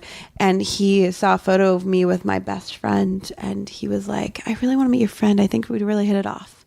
And I was like, okay, I think you're way too old for her, but whatever. You're nice enough, and it's her choice. And he's like, yeah, just tell her I'll cast her in something. Have her meet me out. And I was like, and that would be a hard no right there. Yeah. And that was like the first time. And like, keep in mind, this is somebody I'd known for years where I was like, oh, wow, you've never shown that slimy side to me. But again, I think he's exceptionally smart and he's smart enough to know better than to show that side to me. It slipped out. And I think the reality of the matter and other people, like ironically, in hindsight, I'd like look up to like when people had like sort of not warned me about it, but sort of been like, are you sure that's the direction you want to go with your personal life? I was like, yeah, he seems really nice. But again, like we have to be aware that sometimes people present one, front to you and then a different to the rest of the world. I've overheard, there's a director who I was friends with for many, many years, and he would tape his meetings and he taped his producers talking about the production that he was working on, which was a really, really great film. That I wanted to audition until I heard the producers at length talking about the casting couch and who they were going to fuck. And fun facts, if you're wondering, they weren't going to fuck any of the actors they wanted to cast. They were looking, why do you wonder? Because in their own words, they were looking to fuck the people they weren't going to cast. So when they cast people, they could try to fuck them on location. Because of course, it doesn't make any sense to try to fuck the people that you want to put in your movie when you'll have, 3 months to try to fuck them on set. And I was like, okay, so that's a movie I'm not going to be on. Spoiler, I was not on that movie. Even in the independent world, there's been such a huge problem with men having unrealistic expectations. I recall a filmmaker that I worked with twice early on in my career. The first time for no money and the second time for $100 a day. And when he got the next film, which was of great interest to me because it shot in a foreign location that I really wanted to shoot at. And luckily for me, I thought at the time, I was like, oh, wow, I saw the casting breakdown. You're casting 3 women of exactly my type. You want them to be fair-skinned, blonde, mid-20s. That's exactly what I am. And I've done 2 projects for you, one for free and one for near free, right? I should be able to audition. And I walked up to him when I saw him in person and was like, hey, guess what? I'd really like to audition for this movie. I understand it's low pay. I know I've done 2 low paid projects for you, but I would love to shoot in a foreign location. I'm friends with the people doing the effects. It would be so much fun for me. Could I please audition? I'd really like to. And keep in mind, I'm not one of those actors who is constantly begging for requests or nothing. I only ask for auditions when I really feel I can service a story. And he looked at me and he said, but Jessica, we're filming in insert foreign location here. Obviously, all the actresses I bring there have to be able to fuck me. Or else why would I bring them? And I know your boyfriend. It would be weird. You can't fuck me. You're not allowed to audition. I'm sorry. To which I told him he was an asshole. And I have named him. For those of you who are like, you should name him. I'm not naming him on this podcast. Is he on your social? No, I fucking unfriended the shit out of him. Oh, right. But by the way, Rightfully he did, right? And I've spoken out about it publicly many times. When he's in my presence, I name it every fucking time. He's actually had the audacity at 2014 Monster Fest in Australia, bringing it back around to Australia, to come up to me to be like, are you coming to the screening of this movie that I was not allowed to audition for? And I was like, oh, you mean the movie that I was not allowed to audition for because you couldn't fuck me? No, I am not attending the screening. And I said it in front of a large group of people and then shared that story with them. And this fucking wannabe filmmaker, I say that because I don't consider him a real filmmaker. I think he's a douchebag and many other adjectives, walked off with his tail between his legs. And I do want to say, I think that this open communication we've had is wonderful as of late. That being said, I do see how it's affecting the industry. This particular person just wrote me to tell me he had a role for me. But again, the timing.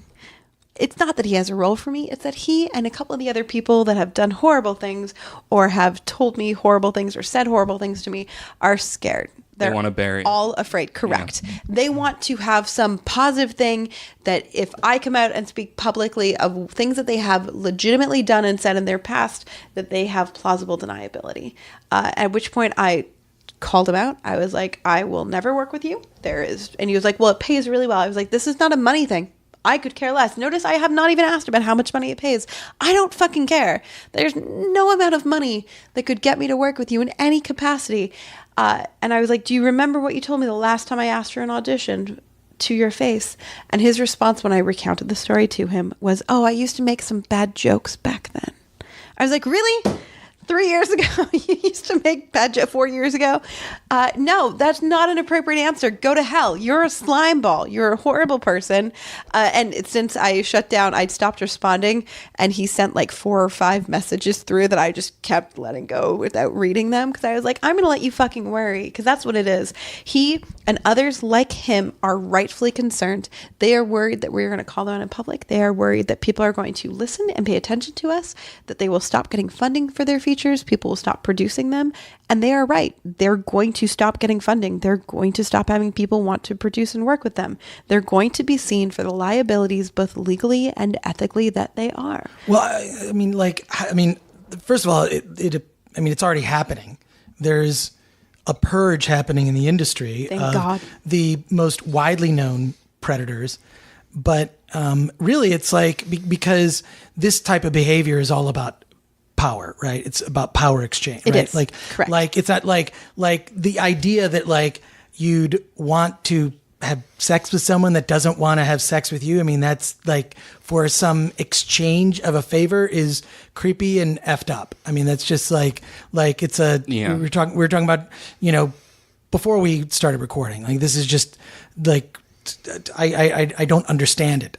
Which is good. I don't think like a normal brain should be able to understand it. Right. But I think, but now the power has switched. Now the shoe's on the other foot, so to speak, and power is now in the hands of the people who are preyed upon.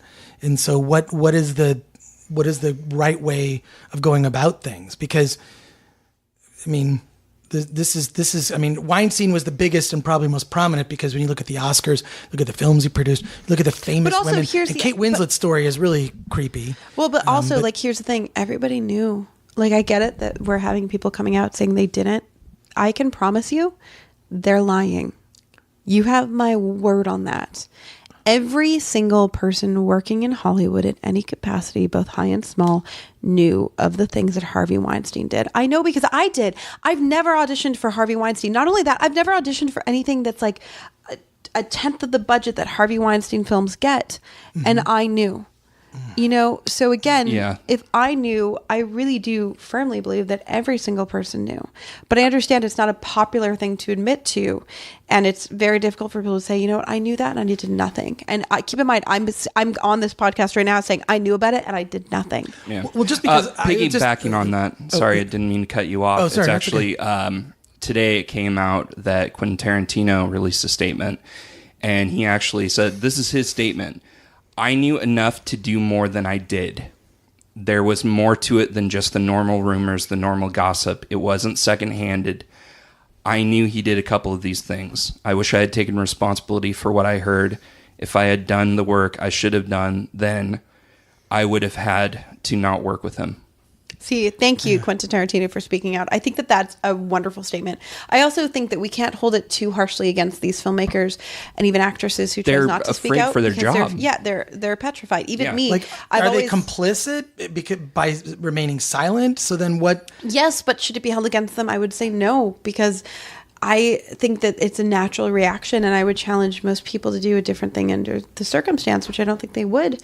It's just too hard. You're going against a huge system. Boss. Correct. And keep in mind also, as the legal system in America works, which I think is very important, how this interplays here. Mm-hmm. He with the money has the power. Not only does he have the money, he has all of it. And his company has all of it. They had hundreds of millions of dollars. you're not going to win that legal fight. That's why all these women had to settle out of court. It's not because they were afraid of a lawsuit. It's because they understood you can't win that fight. Do you understand? It's a 3 to 5 year minimum process to take somebody to court in these types of situations, and not they to will mention drag it out the ridiculous amount of money to kill your resources. Correct. And guess what happens when you go up against a huge person with a huge team, and you have one lawyer that you've spent your entire life savings to compete against? I'll give you a hint: you don't often win. Yeah. The law is filled with loopholes and technicalities, for better or worse. And unfortunately, in these types of situations, it's not on our side. So I don't hold any of them against speaking up, because honestly, I can't say I would had I been in their positions. I could tell you I knew about it and I still did nothing other than make a mental note to self. If I'm ever in that position, I'm not going to that fucking hotel room. Yeah. I've never been in that position. I've not been afforded the opportunity to go to his hotel room. Thank fucking God. I mean, you can compare it also to working at a job.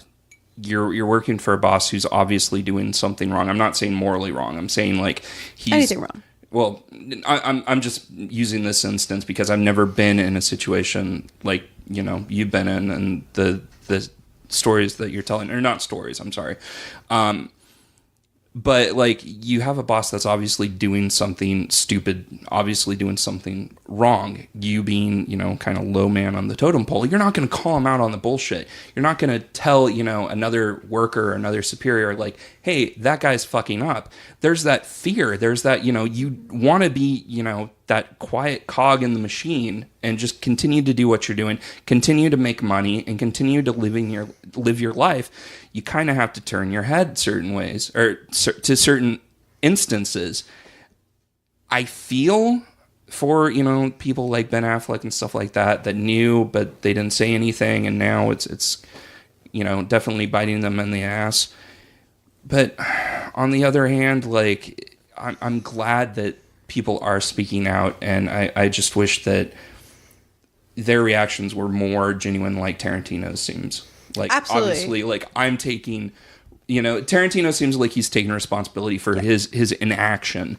And that's what it is. It comes down to inaction. Is Ben Affleck a creep for, doing horrible things? No, he's questionably wrong for not reporting these creepy things that somebody else did. It bothers me that he's even brought up into the same conversations as Harvey Weinstein based upon recent footage showing him flirting with a woman, sitting on his lap happily, or grabbing a woman's breast. Again, was he right to grab the woman's breast? She since spoke out, said she was not into it. Absolutely not. He is not in the right to do that. However, let's talk about the difference in severity and actions and premeditation.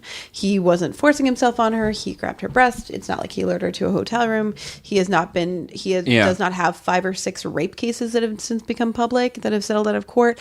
There's a difference here. It is not fair to lump him in Harvey Weinstein's category. But there is a counter argument to that, and the counter argument being he is this, back then it was the probably late 90s, early 2000s. He was a big mega, movie star, probably, A-list biggest, hot actor on the planet, and he's interacting with just a TV host of MTV, no name, nobody, basically, not to, talk shit or anything.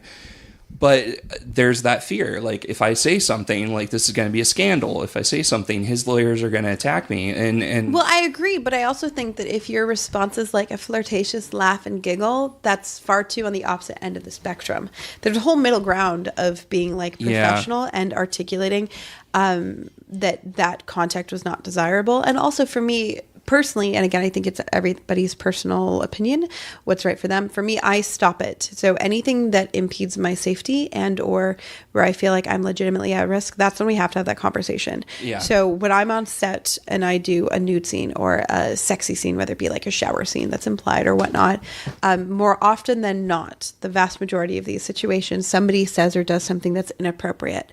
I only make it become a bigger issue if, again, I feel like my safety is impacted, or again, if it's something that bothers me to my core to the point that I will remember it a decade plus later. Mm-hmm. I think everybody needs to understand what are the limitations for you and really act accordingly. I wish this woman having affected her for so many years had acted at the time a little bit differently, because I think that there's an opportunity to teach him that moment. You're absolutely right. He was at like arguably a super high point in his career where he could get away with anything. But also I would counter that to be that most women would be very happy to have that attention from Ben Affleck. I probably would have been all about it, been like, fuck yeah, Good Will Hunting, let's go. Yeah, like, You can grab my boobs anytime. right? The hard thing about this whole situation is, you know, measuring that. Like, I'm sure Correct. Ben Affleck thought that, you know, he was having a good time and thought that he was being flirty. You know, maybe she thought that she was feeling that way, you know, at the time, and now she's just coming out for attention. I'm just saying, like, that's a possibility. That's what it seems like to me. I'm not going to lie. I know I feel like people that touching- have done that. Yeah, I think touching crosses a line. Yeah, I think yeah. the touching Correct, but is- also let's also be honest. I do think she's I do think she's over articulating the grabbing of the breast. He reached around her and touched it. Graze is probably more of an accurate word. I heard there were different takes. Like, Correct, but also just logistically. If you Yeah. reach around somebody over the shoulder, around their back and neck, around their rib cage to their breast, like you're not getting a good handful. You're just not. Like, Yeah. It's just not happening. Well, I get that there's like a deer in headlights syndrome where you don't know how to react. Oh, to that. I agree. Yeah. I do think any reaction aside from bringing up like 15 years later is probably the right one. You know, it seems a little bit time sensitive. And again, also, even let's just say she honestly absolutely felt that he grabbed her fully by the breast. It was unwanted. Awesome. Still not a Harvey Weinstein situation, Okay. in my humble opinion. Should not Okay. be part of the narrative. I think that comparing Ben Affleck to Harvey Weinstein is weakening the horrible things that Harvey has done and should be held accountable to. And again, a lot of the things that I've put up with on set, like they don't rate on the Ben Affleck scale, but on the Harvey Weinstein scale, they rate. Yeah. You know, I do think they're two completely different things. Well, there's this whole movement. It's the hashtag Me Too thing. And I just think that like that is very indicative of women not feeling comfortable about speaking out and making their voices heard until this whole Harvey Weinstein thing happened. But then, you know, also to bring up, like, I really, you know, I feel kind of lost in this, to be honest, because I'm not a creeper and I'm not somebody who's had this stuff happen to him. Like, I'm just reacting. I'm trying to, you know, kind of process this as just a human being. I have empathy for the people that say, you know, this stuff happened. I have, you know, empathy for the people that say, well, you know, it didn't happen. This is a lie. You know, it just boggles my mind because I've known, like, I dated this girl and she had this weird compulsion. Like, every time we went out, she was like, oh, that guy's hitting on me. That guy's looking at me. And I'm like, that guy didn't even look your way. So I know that some people do this for attention. They do. But it seems like if you call that out, you're going to get attacked on Twitter. You're going to get attacked on absolutely will. Facebook. You're like, it's like this big witch hunt. And I And don't I do think it's really well, important to understand that, Yeah. that some people do that. It's important, I think, to look at motivations. Well, you know. yeah, speaking of that, I mean, that happened to me recently over something that happened in, I think it was like 2010, 2011. And just to like back up a real quick sec. So we had like sexual harassment training when I worked at G4. And what's interesting was that they showed a video that was like an NBC Universal video, which was, and you could look this up. It was an SNL like short film about sexual harassment. And it had like one of the, I forget which of the cast of the show at the time would say the exact same thing to a woman, and then Tom Brady would say the same thing. And when Tom Brady said it, it was like, oh, it's Tom Brady. Like, Yeah. it's, you know, Tom Brady talking. I mean, of course, he's attractive. He's, you know, chiseled, good looks. And this other guy would say, so it was just trying to show that people can read information incorrectly. But I actually, like, it was, God, like 2010, 2011. I was I was supposed to be on a panel at San Diego Comic-Con.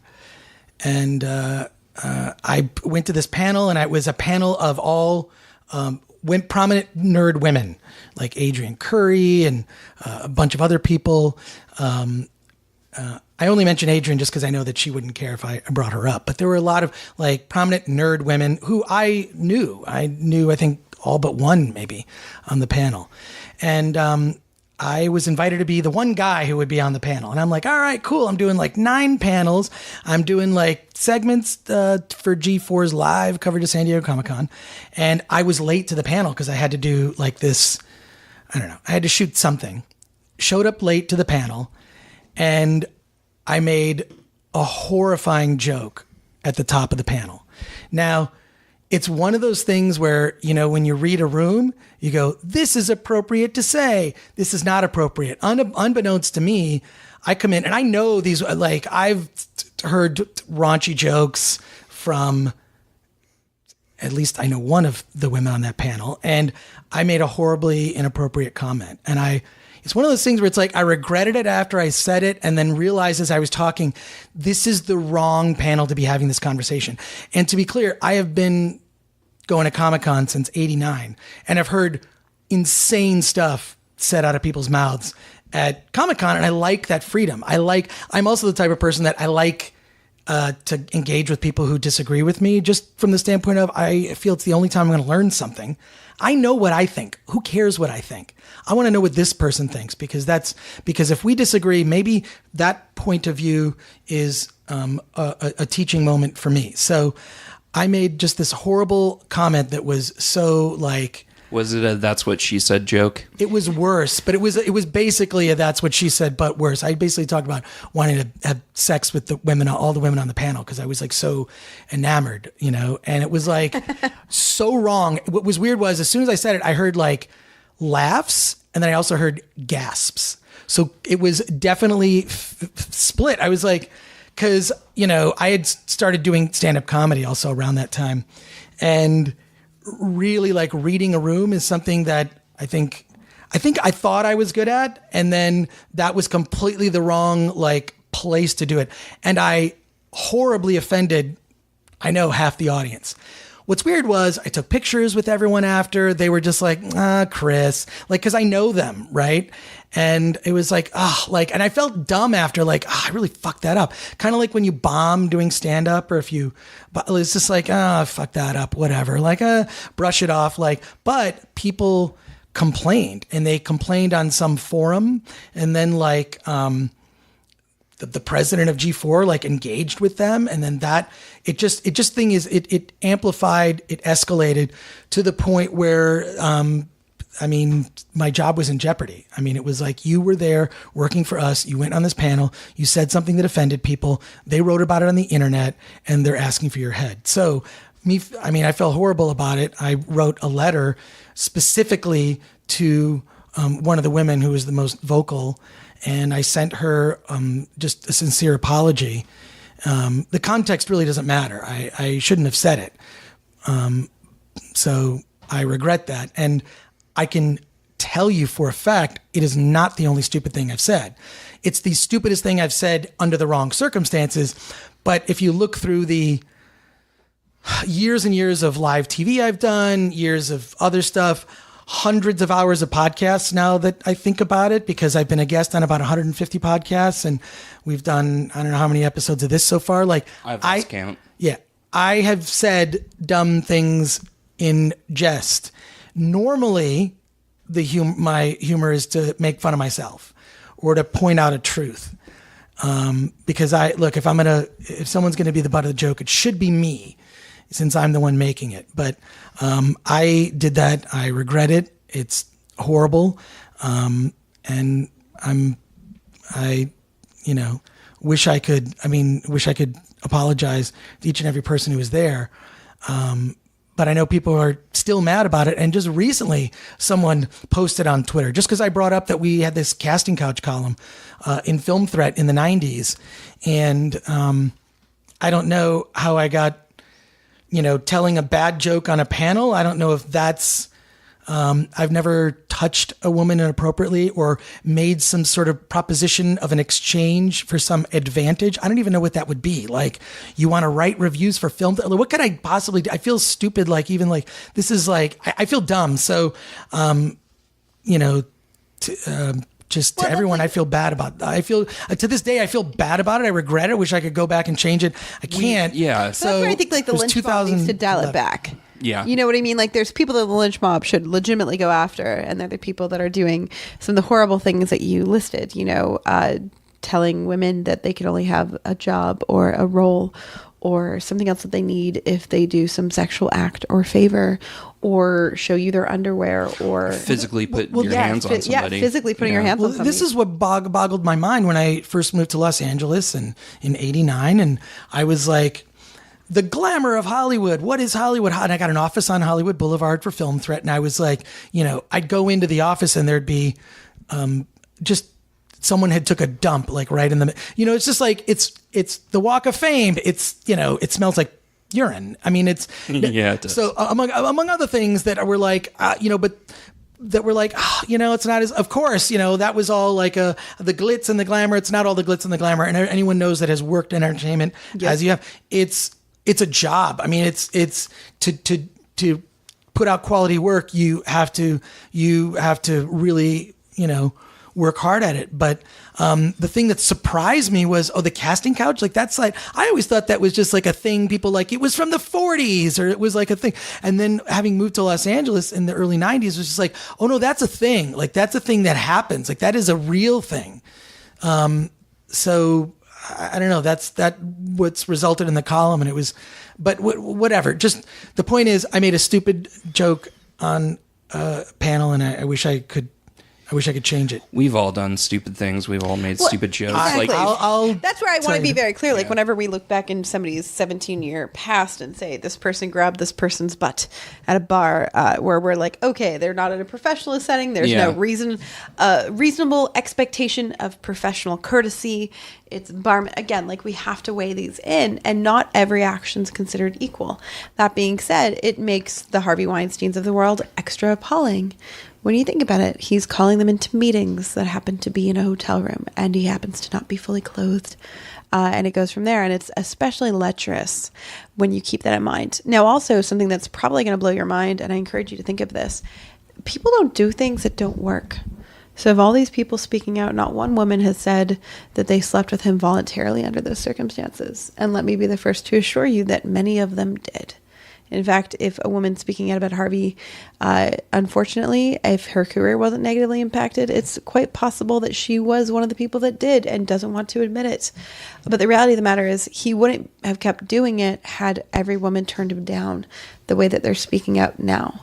Currently, the narrative is he invited me to the room, tried to force me to have sex with him for career goals, and I left.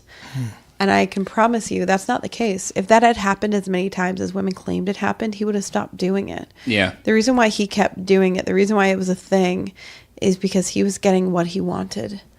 And I think you can definitely see a difference between some of the women who had careers that were effectively ended around the time period and other women whose had career thrives. Not that we should hold it against them. Everybody is right to make their own choices. But again, I think it's just, we need to be aware that the sad truth of the reality of the matter is that sometimes these people get what they want. And that is frightening. Yeah. I mean, in all seriousness in this, I would say that my strategy, had I been in that situation, I would just give a really bad blowjob. Like just a dry one, like where it's like sandpaper, and I would tongue blowjob. I would be so bad at the sex, like the sex would be so awful. Like if Harvey Weinstein was fucking me, like I would go in, like, okay, I'm gonna blow Harvey. I would just give him the worst blowjob to the point where he would just give me a part to make me go away and never want to fuck me again. It would just be the worst sex Harvey Weinstein ever had. I've often thought about this because enough people have brought it to my attention, and I would bite his penis off. Unapologetically, because think about it. What can he do? He can't sue you. Let him try.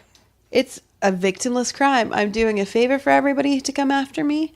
Don't get me wrong. He's probably going to try to ruin my career, but it doesn't matter because he has no penis. And he has no career at this moment. I will say that my downfall has been, because this is not the first time I've been attacked for something. But I have this weird thing. Like I love to have serious conversations. Like I love to have serious conversations. Life, relationships, the industry, business.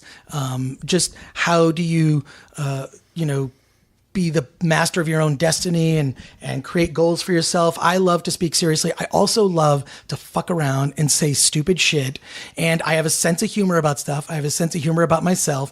It takes, I'm trying to remember the last time I was offended. I mean, it takes a lot to offend me. The president offends me, but that's because I'm, Normal, same. I'm not a fan of him, but that has been like in my history of Film Threat, the thing that has really hurt me is the fact that I can have a serious conversation 1 minute about, marketing strategy for your independent film and the festival circuit. And then I can make a stupid joke. I'm not seeking to offend anybody, but like that's something that, seems to be a recurring theme with me. I don't know. I feel like, my whole thing is I usually block or just mute people on social media, just block, unfriend, because that's, what am I going to do? I used to engage with people. This is like years ago when social media like first started. I would engage with people. I don't do it anymore. I don't have the bandwidth, the time, nor the care. But I don't know. God, this is like our longest podcast. This is our longest podcast, but no, it's getting there. It's getting there. It's getting there. The Ari Gold, but I think, still a little longer. But I do think that this is such a serious topic that we needed to. I wanted to have you on to talk about it. So, Jessica, I really cannot thank you enough for joining us on the show. Thank you. I really appreciate it, and I do want to say also I have to apologize for something that I kept doing on the show that has been brought to my attention. Is that I interrupt people. And I know I have done this since I was a kid. I just saw my mom. I love my mother. And she came to visit. And I noticed like, oh my gosh, the only person that talks more than me is my mom. This is where I blame her. But I love to talk to my mom. I know when I'm going to talk to my mom, I put my headset on and I know I'm going to be talking for 2 hours. But then I'm going to get like alphabetizing of all my DVDs done or my cleaning. I get it done when my mom's on the phone with me. I hope she's not listening. She might be offended by that. I don't know. She follows my Instagram, not so much on the podcast, but so like, I don't know, like I know that this is a thing, right? Like it's like brought to our attention, men interrupt women more. That's just a straight up fact. The man spreading, all this stuff is like, this is like, but I mean, like, I don't know, like, I agree these are things that are problems. And it's like brought to my attention, it's like, I have to pay attention to this because that is an annoying behavior. The interrupting that's something it's rude. And I do think that on a podcast though, I know we get really excited and we talk over each other, but you get excited. I never get excited about anything. That's what I love about you. Yeah. That's why we're a team. But yeah, so I should apologize. There cannot be two Chris's. I feel like when Thank God. I feel like when you're the man in the relationship, you're kind of like by default, you're wrong about stuff, right? I feel like because I feel like through relationships, and I've had a series of I'm a serial monogamist, a series of long-term relationships. I was married for 13 years. And after that, a series of like long-term relationships. Some of the women I continue to speak to, some not. Depends on how it ended. I'm generally friends. Like the friends are the majority. But each relationship I've had has been a learning experience where I learn something about myself. Where it's just like, here's the takeaway. Here's the autopsy. Here's the notes. Here's what I need to. I love how you refer to that. Here's the autopsy. Here's what have I learned? Corpse. What am I taking into the next relationship that's going to make me a better man? So I have all the women in my life to thank for that. The women who called me out on my bullshit. The women who said you were not. This is a thing that you do. Did you even notice you did that? Holy shit, you're right. Yeah. Here's the thing: is I can't in any case say that they were wrong about a behavior. They were always like pointed. So I feel like I got a little better as each relationship went, but I can't thank you enough for being on the show. Thank you. It was my absolute pleasure. Yeah. And I thank Anthony because he's my rock. He's awesome. Couldn't do this without him. You're welcome. You're rock. Yes. And I feel like all this, I feel like all of this would be solved. Rock before. I feel like all this would be solved if men were just slaves and it was just a planet of women. When are we going to get to this? I don't want to be a slave. No, that's not equal rights. Equal no, rights. Equal rights. Well, what about? There's this old Abbott and Costello movie where they go to Venus, and it's like the planet of where the women are in charge. I'm cool with it. Why don't we just get to that? Things would be so much better without all the. I feel like there's an imbalance of testosterone. Let's get to the planet of the women sooner rather than later. Men will all be slaves. We'll deal with it. And I think maybe that'll simplify everything. Maybe is this a bad idea? I think we are all equal. I look for my equal in everything I do, whether it be regardless of sex. I look for equal partners when I produce a movie. I look for equal actors when I'm casting a movie. I just want equals. I think that we can all strive to be better people. And I think some of the things that you mentioned, if that makes you a better person, that's awesome. And I love that you're so self-aware. I hope that we could all become as self-aware as you are. I don't know. I guess I got a ways to go. I can always improve. We all do. Yeah, but maybe Planet of the Women on half the week, and we'll just work it out. Like, well, here's the thing. I don't know. It'll be we'll turn it into a game. Why can't we do this? No one's on board with me on this planet. Nobody's on board with me. Planet of the Women. Here's on the film thread. On the planet. It's not as good as Me Too, is it? Here's a nice lesson we can learn from this Planet of the Women thing. When you said Planet of the Women, instantly an inappropriate joke came into my mind. Did I say it? No. I practiced restraint. Practice restraint, people.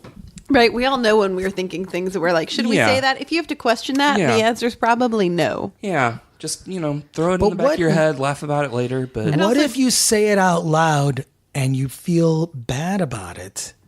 Talking about me here. Like, what if you do that? Then you need to apologize. Yeah. In a heartful, truthful way. I feel like I need to apologize for this podcast just for a couple of things I said earlier. This podcast was fucking awesome. Don't you dare apologize for it. No, you're good to go there. But I mean, you're past transgressions. Anything you may or may not have said on a panel of women, I make no authority on whether or not you should apologize for that because I wasn't there. No, I feel I do need to apologize. So, I'll continue to the more it comes up. I'll just keep apologizing. But you know what I'll do? I'll just send a link to this podcast.